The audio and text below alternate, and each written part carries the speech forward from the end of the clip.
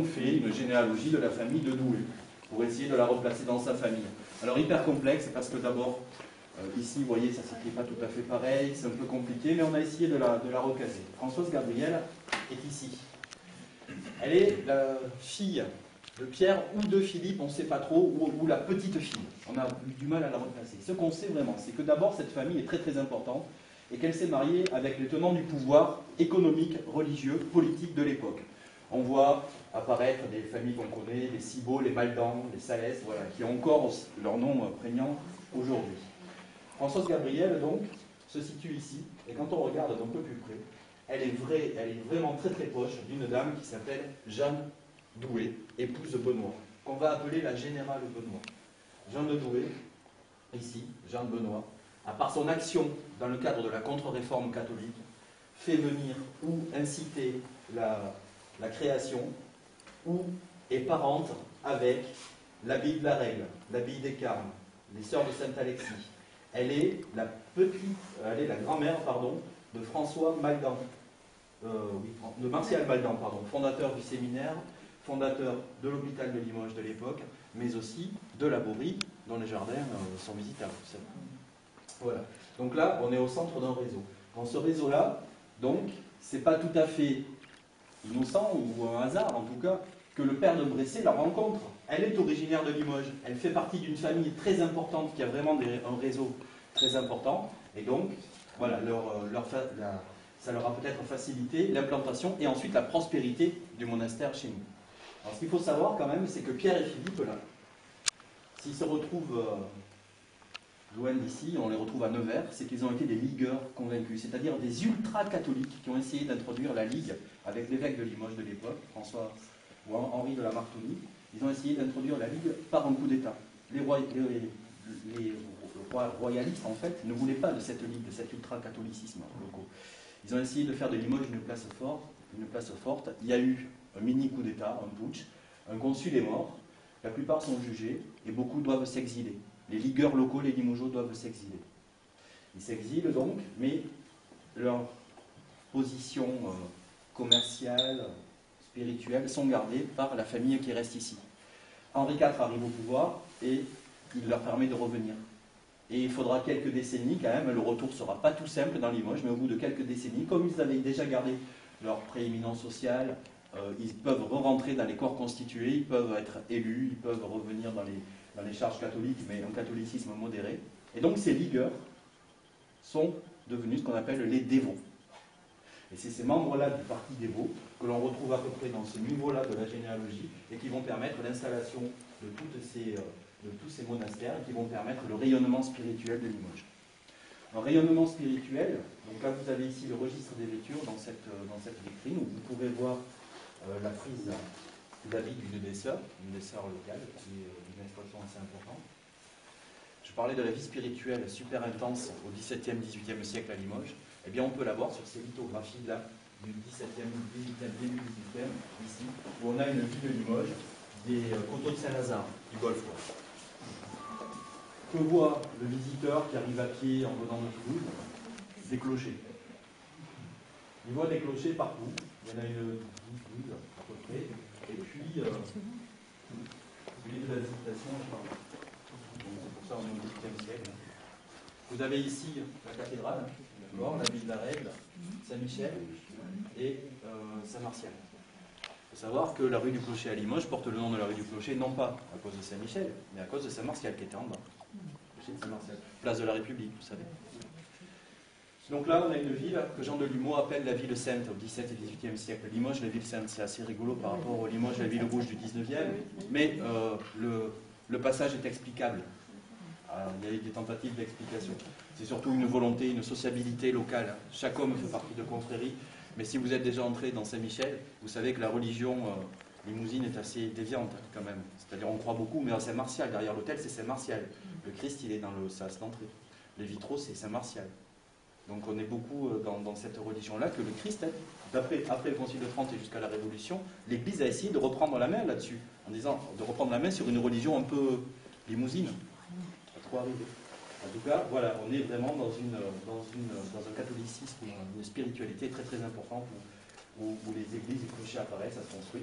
Et vous avez ici donc voilà Limoges, la ville, les deux villes de Limoges, donc la ville de la Cité, de l'évêque avec la cathédrale et la ville du château, à la place de la Motte, où on voit apparaître par-ci, par-là des monastères médiévaux plus les monastères de la contre-réforme catholique.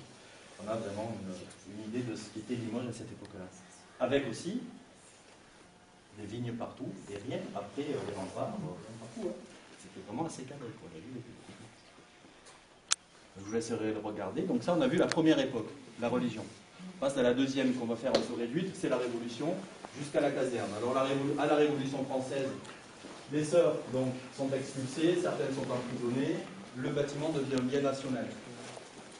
Et pendant 40 ans, à 50 ans, le bâtiment va être un bâtiment à tout faire. Il va tout y avoir dedans. Ça va être assez incroyable. Il va y avoir, en gros, c'est vrai, le tribunal, la prison, une école d'enseignement mutuel, la faculté de médecine, la faculté de pharmacie. Il va y avoir quoi d'autre? Ah oui, les garnisons vont quand même venir. L'armée, de temps en temps, va venir avec la notion de patrie en danger. Il n'y a pas les casernes encore.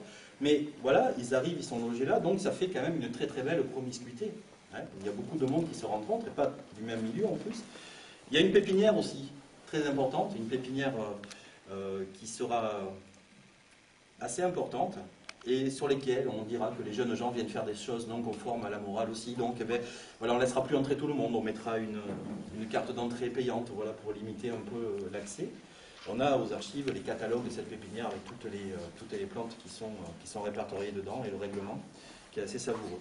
Donc voilà, un plan de la visitation au moment de la Révolution française.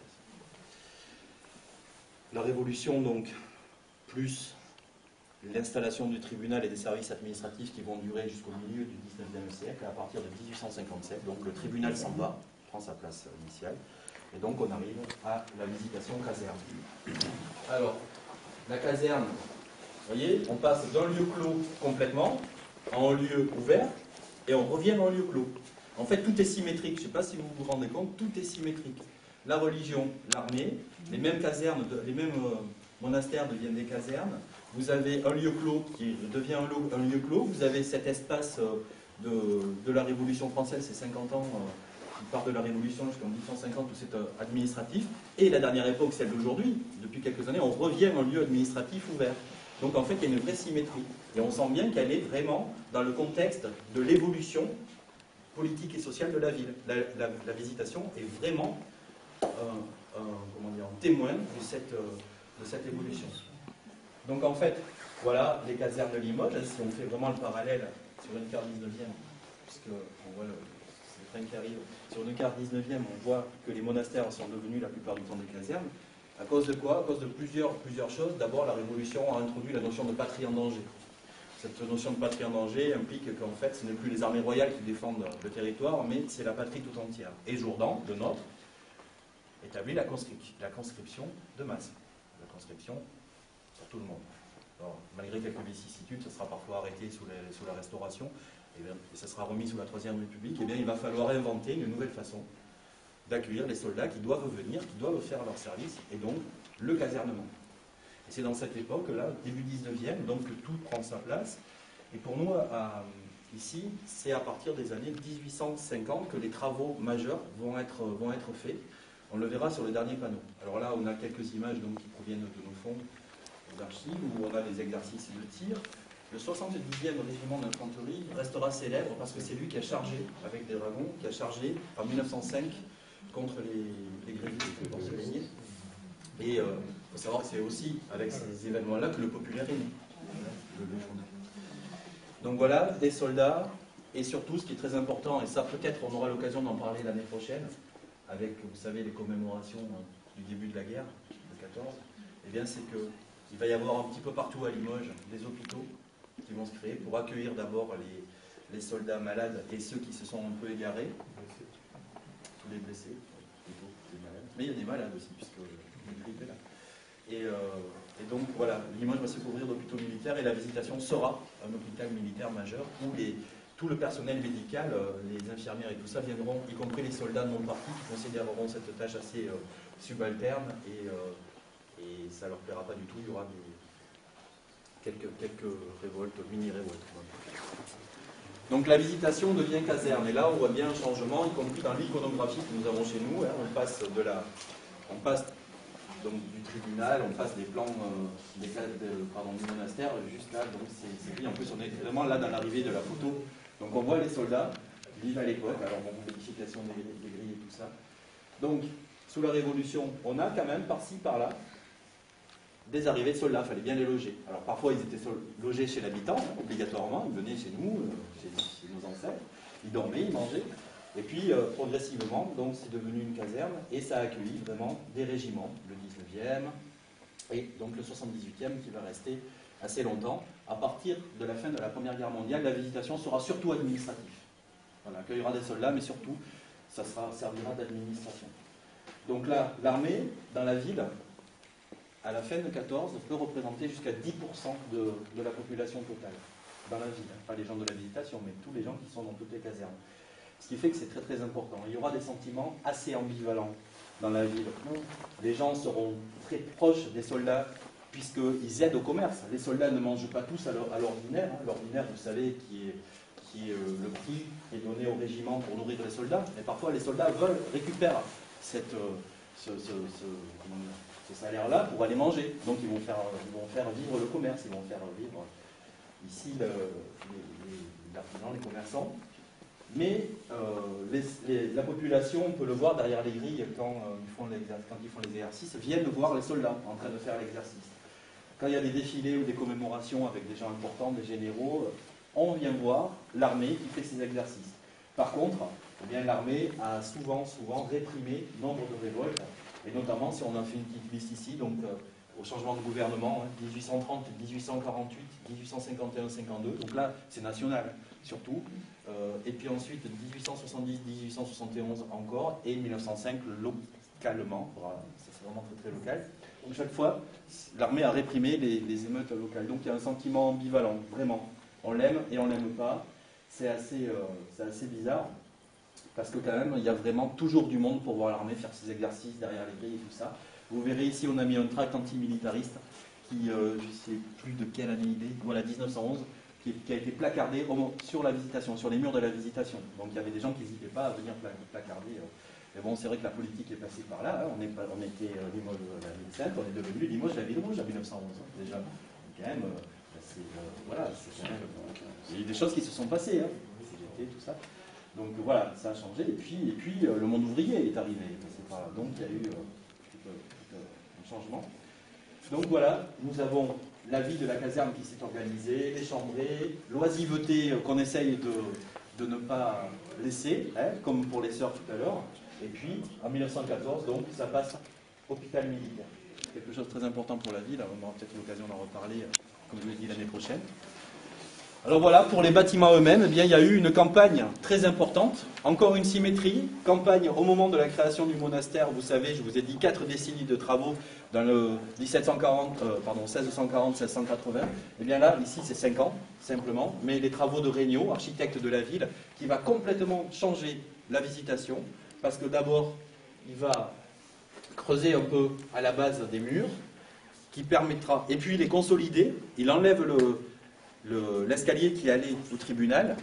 Donc en consolidant le bas, on va pouvoir en faire des bureaux, en tout cas des cellules ou des bureaux, et ajouter un étage en hauteur. Et puis, surtout, la transformation majeure, on le voit, hein, la différence entre les deux, eh bien c'est cette façade. Il va contribuer à faire que ce côté-là, ça s'arrêtait ici, en 1857, ça s'arrêtait là, eh bien tout ce côté-là a été construit, ce qui fait que la façade principale est passée à 100 mètres. Vous voyez, tout ça, le côté a été fait. Donc, on enlève l'escalier, on ajoute un étage, on rajoute une façade de 50 mètres, et on a à peu près la caserne telle qu'on l'a connue, donc à partir de 1850, 1990, 2000. Ouais. Et il faudra simplement attendre les travaux donc, de la construction du Conseil général, ici, pour avoir le bâtiment tel que vous l'avez aujourd'hui, ouvert, en pleine occasion, et qui permet, un bâtiment administratif qui permet de travailler pour l'ensemble des Hauts-Liémois.